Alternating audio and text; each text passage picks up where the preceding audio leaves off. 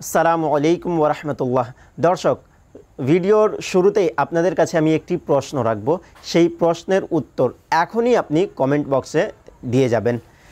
প্রশ্ন হচ্ছে, দেখেন, আমি যখন নাভির নিচে হাত বাঁধলাম তো আমার কোন হাতটি উপরে আছে এবং নিচে কোন হাত? এর উত্তর আপনি এখনই কমেন্ট বক্সে দিয়ে দেন। এটি কেন আমি জিজ্ঞেস করলাম, এর ব্যাখ্যা এবং বিশ্লেষণ আমি একটু পর করে দিচ্ছি আপনাদের জন্য।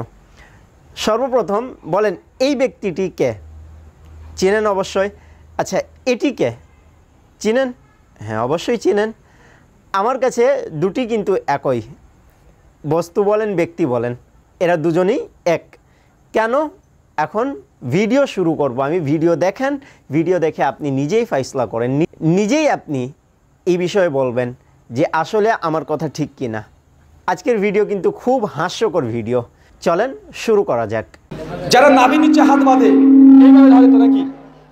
আচ্ছা, যারা নাভির নিচে হাত বাঁধে তারা এইভাবে, ভাই এটা আমার নাভির নিচে যখন বাঁধছে, ভাই হাতটা কোথায় যাচ্ছে বলেন তো ভাই জান? বাম হাতের নিচে ডান হাত আছে না বাম হাতের ওপরে ডান হাত আছে? কোথায় আছে? ধরেন, যা ইচ্ছা তাই ধরেন, যেভাবে ইচ্ছে সেভাবে ধরেন।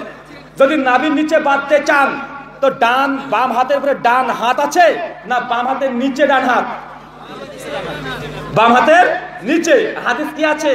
বাম হাতের ওপরে। বাম হাতের ওপরে যদি ডান হাত রাখতে চান আর নাভির উপরে রাখতে চান তাহলে হাতের আকার হবে এরকম। কথা বুঝতে পারলেন না? কারণ এটা তো বাম হাতের নিচে হয়ে গেল, হলো না ভাই? বাম হাতের নিচে হয়ে গেল না?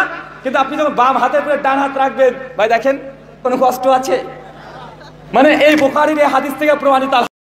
এখন এই বিষয়ে আমি আর কিছুই বলবো না, মানে আমার খুব বেশি হাসি পাচ্ছে আর কি। দেখেন, যখন কোরআন হাদিসের দলিলে পাইনি তখন কিভাবে অযৌক্তিক যুক্তি দিচ্ছে, মানে কিছু বলবো না আমি। দর্শক, আর এখন এর ফয়সালা আপনারাই করেন যে এই ব্যক্তিটি কি, যার কাছে আপনারা জ্ঞান শিক্ষা নিচ্ছেন।